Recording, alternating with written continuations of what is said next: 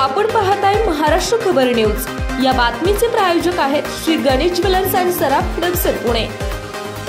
Social मीडियाचं युग असल्यामुळे आजकाल लोक सतत त्यावर फोटो व्हिडिओ टाकत असतात। रीलसाठी लोक काहीही करायला तयार असतात, मात्र अनेकदा हे व्हिडिओ बनवणं, फोटो काढणं धोकादायकही ठरतंय।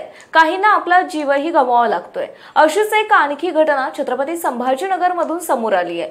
तरुणीला कारमध्ये बसून रील्स बनवणं महागात पडलंय।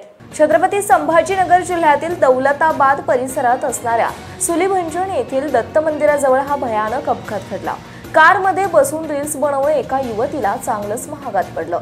कार चालवायला नवीन असलेली तरुणी कार चालवत असताना रील बनवत होती। रील बनवताना तिनं गाडी पुढे नेण्याच्या ऐवजी मागे नेली आणि तिथेच ती दरीत कोसळली। दरीत कोसळून 23 वर्षीय युवतीचा जागीच मृत्यू झालाय।